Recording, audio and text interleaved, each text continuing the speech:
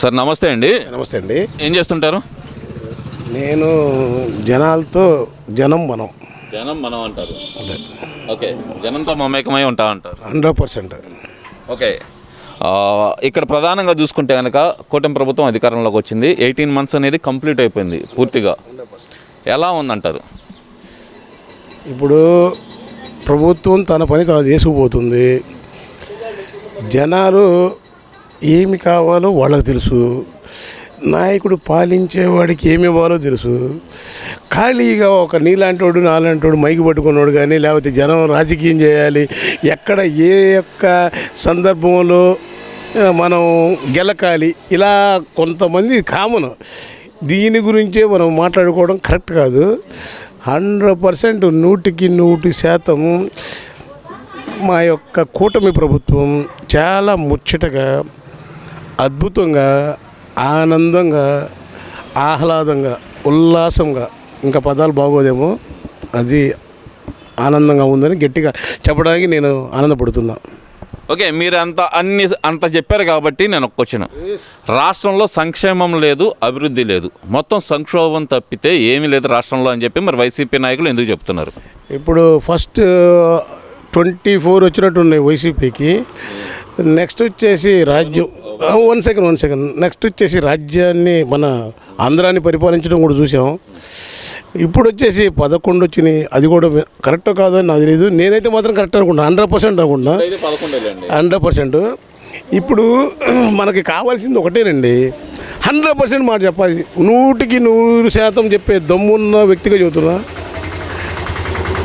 మనం ఏమైతే జనానికి ఇవ్వాలనుకున్నామో అవన్నీ ఇస్తే నీకు 11 వస్తాయా?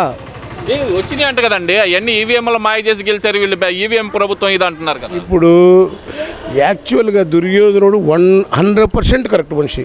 రాజుకుండ లక్షణాలు ఎన్ని ఉన్నాయో అన్నికన్నా డబుల్ ఉన్నాయి. కానీ దుర్యోధనుడు చెడ్డోడని ఎందుకు అంటున్నారు? అసలు ఎందుకు? ఈ యొక్క మనిషి విధానం ఇంతే. ఎన్ని ఇచ్చినా వీడు అనేవాడు ఖాళీగా ఉన్నాడు మారడు. వీడి యొక్క విధానం ఏంటంటే అక్కడ వేయటం ఇక్కడ వేయటం, రాయేస్తే అక్కడో డైలాగ్ మాట్లాడి ఇక్కడో డైలాగ్ మాట్లాడి ఎంత చక్కగా ఎంత అద్భుతంగా చేసుకెళ్తుంది గవర్నమెంట్. ఇంతకుముందు మనం 5 yearsలో చూసాము. ఒక వర్కర్ పనిచేశాడా? ఒక చేనేత వ్యక్తికి పని ఉందా? లేకపోతే కాంట్రాక్ట్ వ్యక్తులకు పనులు ఉన్నాయా? లేకపోతే రియల్ ఎస్టేట్ భూములు జరిగినాయా? లేకపోతే దీని పేరేంటి, సున్నప్పని మేస్త్రికి పని ఉందా? వడ్రంగి పని మేస్త్రికి పని ఉందా? ఇక్కడ వాళ్ళు ఈరోజు ఈ కూటమి ప్రభుత్వం ఎవరు ఖాళీగా ఉన్నారు సార్? నేను అడిగేది ఒకటే. అరే ప్రజల్లో అసలుకి ఏమి ఇప్పుడు మీరు అంటున్నారు ఇన్ని చెప్పారు కదా, ఆ వర్గాలకి ఈ ప్రభుత్వం ఉపయోగపడలేదనే కదా వాళ్ళు చెప్తుంది. ఈయన వర్గం వ్యక్తి ఎవరు అసలు ఆయన ఎవరు? ఆయన నా దగ్గర ప్రవేశపెట్టండి, లేకపోతే డిబేట్ పెట్టండి, లేకపోతే ఒక ప్రెస్ మీట్ పెట్టండి, ఆయన్ని పిలవండి. నేను మాట్లాడడానికి ఇక్కడ కాదు, ఈ రాష్ట్రంలో ఎక్కడైనా మాట్లాడతానికి నేను సిద్ధంగా ఉన్నా. నేను వస్తాను. ఇంకో చిన్న మాట, కూటమి ప్రభుత్వం బాగాలేదని అంటే ఊరికి ఏదో మాట్లాడామనే విధానంగా మాట్లాడుతుంది తప్పితే, ఇప్పుడు చంద్రబాబు 56 రోజులు 57 రోజుల లోపల 53 రోజుల లోపల ఉన్నారు. అటువంటి అప్పటికే ఆయన 2 times సీఎం చేసి ఉన్నారు, 3 times చేసి ఉన్నారు. అటువంటి వ్యక్తిని నువ్వు లోపల వేసావంటే అసలు నీ యొక్క అహంకారం ఏంటి, నీ బలుపేమిటి, నీ యొక్క విధి విధానాలు ఏంటి? ముందర అసలు అది కదా మాట్లాడాల్సింది. నువ్వు ఎందుకు వేసావు అనేది సరిగ్గా చెప్తున్నావు. ఎవడన్నా అడిగాడా? అసలు ఆయనలో లోపం ఏంటి, ఆయనలో పాపం ఏంటి? ఆయన చేసిన అన్ని స్కాములు కాబట్టే అంటున్నారు. మరి అదే స్కాములు చేసిన వ్యక్తి మళ్ళీ వాళ్ళ సీఎం అయ్యి ఉన్నాడు. ఎందుకు? ఎంత ఇవాళ 154? అవును, మరి 154 ఇచ్చారు కదా. మరి నువ్వు లోపల వేసిన వ్యక్తి ఇవాళ ఎక్కడ? మాయ మాటలు చెప్పి గద్దెనెక్కిన చంద్రబాబు నాయుడు ఇచ్చిన హామీలు ఒక్కటి కూడా నెరవేర్చడం లేదు అంటున్నారు కదా. మరి హామీలు నెరవేర్చట్లేదు కూటమి ప్రభుత్వం. ఇప్పుడు అదే కదండి, ఎక్కడ పోయినా అరే క్రికెట్ ఆడే పిల్లల్ని అడుగు, లేకపోతే ముసలోళ్ళని అడుగు, వృద్ధులను అడుగు, లేకపోతే వితంతువులను అడుగు, ఇంకా సూపర్ సిక్స్ అని అంటే నేను క్రికెట్లు ఆడుతున్నారు అది చెప్తున్నారు. సూపర్ 4 ఇట్లా పిల్లలు 3 వికెట్లు పెట్టి ఆడతారు కదా. మాట్లాడితే సూపర్ 6 అంటే ఏందిరా ఇది? పిల్లలాడేది కాదు పెద్ద ఆయన. సూపర్ 6 అంటే చంద్రబాబు నిలబెట్టుకున్న హామీలు ఇచ్చిన వాగ్దానాలని సూపర్ 6 కొట్టారంట, నెరవేర్చినందుకు ఇది సూపర్ 6. ఇది మంచి ప్రభుత్వం, మన ప్రభుత్వం. ఇది మంచి ప్రభుత్వం కాదు, ఇది ముంచే ప్రభుత్వం అని చెప్పి జగన్మోహన్ రెడ్డి అంటున్నాడు. మరి అన్నోడితో ఎప్పుడైనా సరే ఎక్కడికైనా సరే 24/7 నేను రావడానికి సిద్ధంగా ఉన్నా. మన గుంటూరుకు జిన్నా టవర్ సెంటర్ కావచ్చు, లేకపోతే తెనాలి మన బస్ స్టాండ్ సెంటర్ కావచ్చు, లేకపోతే ఇంకా any other place I will come. డెఫినెట్గా వస్తా. మీరు ప్రవేశపెడతారా? నా ముందు ప్రవేశపెట్టి నేను మాట్లాడతా. మనకి కావాల్సింది ఒకటేనండి, ఎవరి ప్రభుత్వం వాళ్ళు పనిచేసుకుంటూ పోతారు. ప్రతి చోట ఒక 100లో 20 మందో 10 మందో 5గురు లుచ్చాన కొడుకులు నీచ్ కమ్యూని కుట్టారు, పని చేయట్లేదు, ఇంకా ఎక్కువ తీసుకుందాం, ఏదో ఇంకా ఆశిద్దాం, లేకపోతే ఖాళీగా ఉంటే ఎట్టా గొడవలు చేయాలి, అల్లలు చేయాలి, ఇట్లాంటి వాళ్ళు తప్పితే ఎవడి పనాడు చేసుకుంటున్నాడు. చేతి నిండా పని ఉంది, ఆంధ్ర రాష్ట్రం ముందుకెళ్తుంది. అదే కనుక మళ్ళీ ఆయన ఆ 5 years కనుక ఈయన గెలవకుండా ఆయన వస్తే ఇక్కడ పనులుండే కాదు, వృత్తులుండే కాదు, తినడానికి ఫుడ్ ఉండేది కాదు. ఈ రాష్ట్రాన్ని ఖాళీ చేసి పక్కాగా తెలంగాణ 100% వెళ్ళాల్సిన పరిస్థితి మనం చూసేవాళ్ళం. దానికి ఎట్టి పరిస్థితుల్లో నేను ఏకీభవిస్తున్నాను. అదే మాట మళ్ళీ చెప్తున్నా, మనం తెలంగాణ వెళ్తాం కాదు. ఆ మాట అంటున్నారు. ఈ ప్రజలందరూ ఈ 18 నెలల కాలంలో ప్రభుత్వం మీద తిరుగుబాటు మొదలైంది. అందుకే నాకు జనాలు ఎక్కడికి వెళ్ళినా సరే తండోపతండాలుగా వస్తున్నారు. జనం అంటే జగన్, జగన్ అంటే జనం అంటున్నారు కదా. మరి అసలు ఇదంతా అబద్ధం మాటలు. మీకు ఎవరు చెప్తారో, మీకు యాడ్ నుంచి వినపడుతుందో మాకైతే అర్థం కావట్లా. ఇవాళ జగన్ గురించి మాట్లాడేది లేరండి, ఆ 10 మందేనండి. ఇప్పుడు గుంటూరు జిల్లా వైఎస్ఆర్సీపీ అధ్యక్షుడైనటువంటి అంబటి రాంబాబు గారు నోటమంటి నుంచి వస్తున్న డైలాగ్ అండి ఇది. జనం అంటే జగన్, జగన్ అంటే జనం అంటున్నాడు. మరి ఆయన ఇప్పుడు ఒక పిచ్చోడిని తీసుకుందాం. ఆ పిచ్చోడి నోట్లో ఏమొస్తుంది?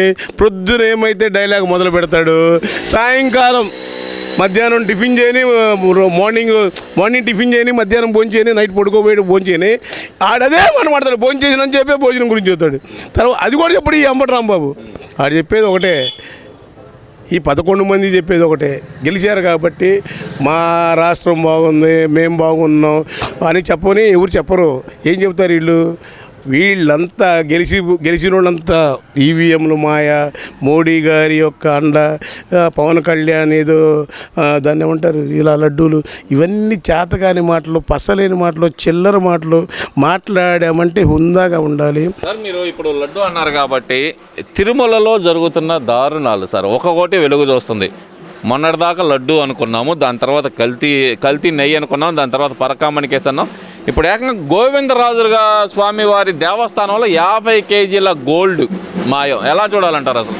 సార్ ఒక్కటి గుర్తుపెట్టుకోండి సార్, చంద్రబాబు అదే దుర్మార్గుడు అయితే అదే తిరుపతి దగ్గర చనిపోయాడు. నా యొక్క చేతికి గూస్ బంప్స్ వస్తున్నాయి. చంద్రబాబు దుర్మార్గుడు ప్రతి మనిషిలో ఉంటాడండి, పర్సెంటేజ్ ఉంటుంది. పూర్తి దొంగ ఎవరైతే ఉన్నారో వాళ్ళే ఇటువంటి మాటలు మాడతారు. అటువంటి మాటలు మాడడానికి చంద్రబాబుని మాట్లాడే స్థాయి కాదు ఆయన. సంవత్సరాల్లో తిరుమలలో జరిగిన దోపిడీని అసలు ఎలా చూడాలంటారు సార్? అదే ఇంకా ఇప్పుడు అలా చేయబట్టే కదా ఇప్పుడు అతను ఖాళీగా ఉన్నాడు. లేకపోతే సీఎం పోస్ట్లో ఉండేవాడు కదండి. మళ్ళీ లేదు 29 నేనే వస్తున్నా అంటున్నాడు కదండి. ఎవరండి ఇచ్చేది చంద్రబాబే, వేసేది చంద్రబాబు కూటమి ప్రభుత్వానికి. ఇవాళ జనం ఇప్పుడు ఎన్నికలు పెట్టిన సిద్ధంగా ఉన్నారు. నేను వస్తే రప్పా రప్పా అనే అంటున్నాడు మరి జగన్మోహన్ రెడ్డి. నువ్వు రప్పా అనేది దేనికంటే నీ మీద ఎవరైతే మాట్లాడలేరు, నీ మీద ఎవరైతే అతి ప్రసంగాలు చేయకుండా లేకపోతే ఎవరి పని వాళ్ళు చేసుకెళ్ళిపోతారో అటువంటి వాళ్ళు నీకు నచ్చరు. కాబట్టి నీ రప్ప నీదంతా నీ యొక్క దానిలో చూపించు. ఇవన్నీ చిల్లర మాటలు, అవి హుందాగా వ్యవహరించాలి. నువ్వు ఎమ్మెల్యేవి, 11 మంది నాయకుడివి, మాట మీద నిలబడు. మళ్ళీ నీకు జనాలు అప్పుడు నచ్చితే నువ్వు అప్పుడు మళ్ళీ గెలిపిస్తారు. జనంతో మనం అనే కార్యక్రమంతో జనాల్లోకి మళ్ళీ వస్తున్నాను, నేను పాదయాత్ర మొదలు పెడుతున్నా అంటున్నాడుగా మరి జగన్మోహన్ రెడ్డి.